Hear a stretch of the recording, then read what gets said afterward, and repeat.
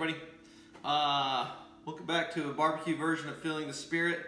Today we are going to do ribs, and most specifically baby back ribs. So baby back ribs, spare ribs, you know, they're all part of the rib, but they're very different. I usually do spare ribs. Competitions, I do spare ribs. You just get a little more meat. They're typically cheaper. If you guys have seen my very long video on spare ribs, I took a whole spare rib, trimmed it down to a St. Louis cut. A lot of trimming. If you get full ones, sometimes you can buy St. Louis cuts already trimmed. And that's going to be very similar to these because baby backs don't need a whole lot of prep work. They're already cut. About the only thing you need to do is on the back, just like with spare ribs, you've got to get that film off the back of the bones, or else it'll be really rubbery. It doesn't render down. And so the trick to that is get yourself, some napkins, and sometimes like a spoon or a butter knife helps to get started. I bought a 3-pack at Sam's Club, and 2 of them actually the film was already removed. So I have to get this one, and I've kind of got it started with a spoon. You just kind of can dig under a bone, get your finger going across, and we'll see how this pulls off. Now we're getting lucky. Yeah, so that whole thing just kind of came off, and that's done.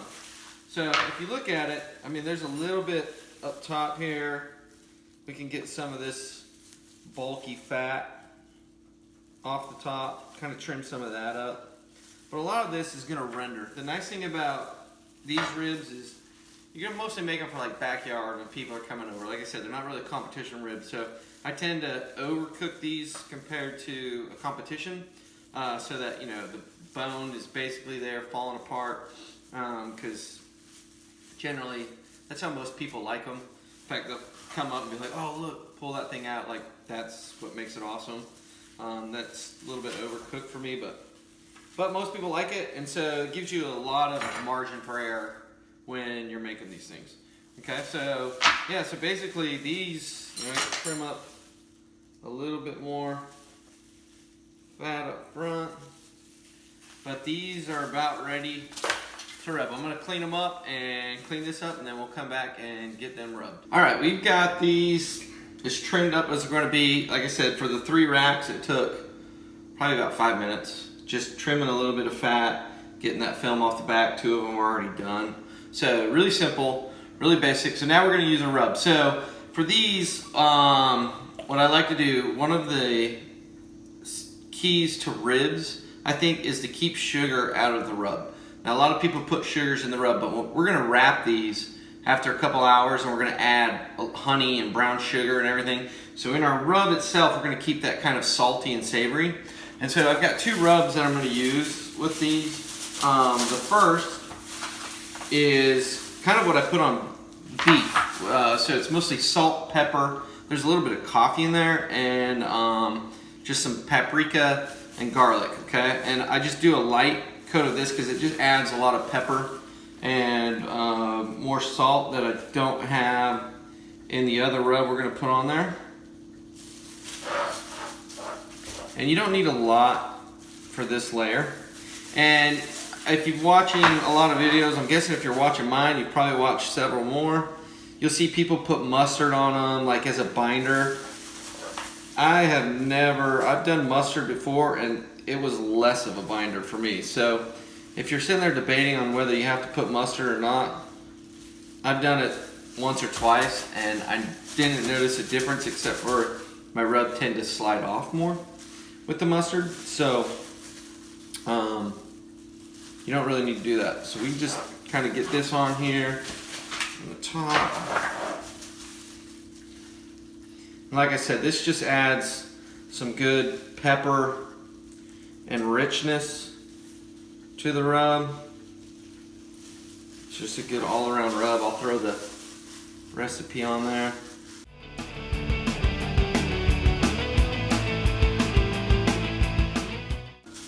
That's good enough for this. And then we're gonna add, and this is what's gonna give us our good orange color.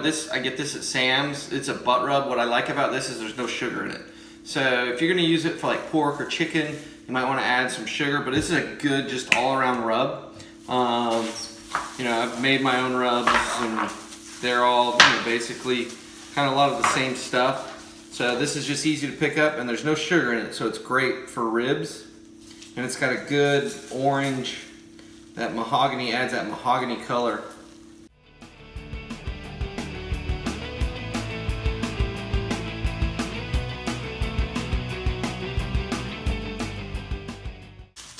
All right, and those are done. So what I like to do is I'm gonna let them sit out for about 30 minutes, let that rub really, absorb in. You'll see kind of some liquid start to come out. In the meantime, while I'm doing that, I'm gonna go get the smoker ready, and then these will be ready to go on. We'll see you then. Okay, we've got the Traegers running. Got it set at 225, sitting at 223. Got smoke rolling.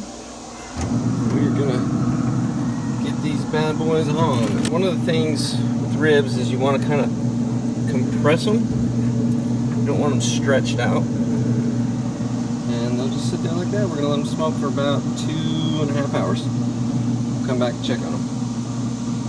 Okay, these have been cooking for about 2 hours and 45 minutes. So you got a good orange color.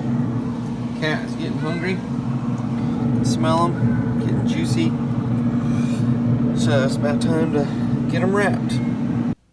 All right, we've brought these ribs in. We're gonna get them wrapped. And like I said at the beginning, there's no sugar in the rub, and this is where we're gonna introduce sugar to the ribs. So this is what's gonna add some sweetness, offset all the salt. And a real simple process. You need 3 things: honey, some kind of margarine or melted margarine. Now, just a tip, you could melt butter and use butter, but butter has a tendency to burn, and so I've just had better luck with margarine. So this stuff is really easy. Some people use apple juice, those types of things that you can introduce.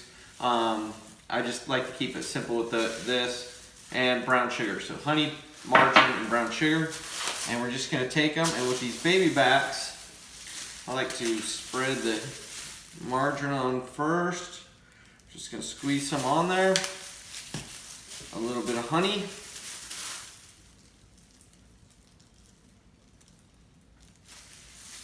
Drizzle on. And brown sugar. And then we're just gonna rub that all in there. It makes kind of like a little paste. And like I said, if you've done your rub well, none of your seasoning or anything should come off of that. We're just gonna give that a good coat, and we're only on these baby backs, we're only gonna do the top section. Not gonna worry about getting the bottom section done. And when we wrap it, we're gonna flip that over so that when all the juice and everything starts to come out, it's all gonna, the top part of the meat, which is really where all the meat is on these baby backs, is going to get coated. And they'll just kind of sit there in the meat. Plus, if you add sugar at the bottom, it tends to separate these bones even more down below. With that extra heat, and so we don't want that to happen. So I'm just gonna wrap these nice and tight. The other thing with baby backs, since they're arched more, you have a tendency to break the foil, and you want to be able to hold all that juice in there. But that's it. And so got it. We've added now some sweetness to it, and then these will go back on the smoker for about 2 more hours from there. All right, guys, ribs have been cooking or wrapped for about just over 2 hours, 2 hours, 15 minutes, and they are ready to be sauced. And so to sauce these, we're gonna dilute our sauce with a little bit of the juice in the foil. So you wanna have at least one of these that's got some juice in it. We don't wanna put straight sauce on there. And we're gonna be using this Blues Hog original sauce. It's a very sweet, almost fruity sauce. It's really good, pretty popular on especially the competition circuit. Now, if you don't like them really sweet, you can substitute any kind of sauce, or these are good just like this. You don't really need to sauce them, but typically a lot of people like a little bit of sauce on there. So we're gonna pull that off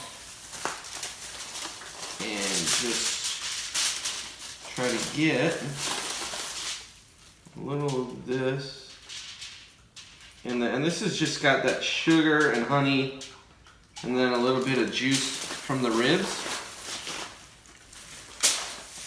And then I'm going to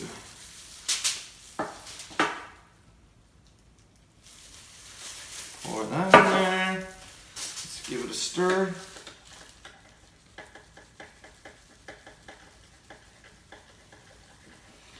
Nice thing is that juice is nice and warm, so it'll help break down the sauce, because we don't want our sauce to be super thick and pasty. It's gonna kind of set as we leave them back on the, put these back, and that's gonna allow those ribs to just finish up. And if you'll see, you know, the bones are just starting to come out down here, a little thicker part. They just need a little bit more time, and then they'll be good and tender, so they'll finish up nicely on the smoker with a little bit of sauce.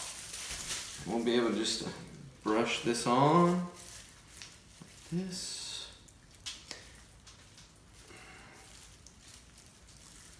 Like I said, this just gives a good sweet profile. If you remember, a rub is nice and salty, savory, and then we've added the sugar, honey to it, and now with this sauce it just kind of balances it all out really nicely.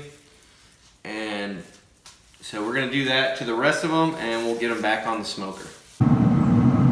Okay, these have been on for about 20 minutes, so I just put another coat of sauce. That's probably gonna be all I put on there until they finish up, which is gonna be probably another 20 minutes or so. You can see, just a good color, looking real pretty. All right, ribs are done. Invited Todd over so we can try these things. This one actually broke apart pulling it out, so give it a cut. This one's mine here. Yours right there. You can see, nice little smoke ring, everything in there. It's tender. Well, they're good. Fell right off the bone. Yeah. Which is what you don't want in competition, but we're just eating it. It's sweet, and it's got a little tinge of spice in there too. Mm-hmm.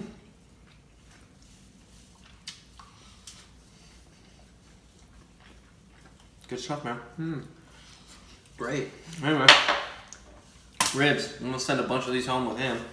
I got nobody else here, but there you go. Baby back ribs, 3, 2, 1. Super easy. See you next time.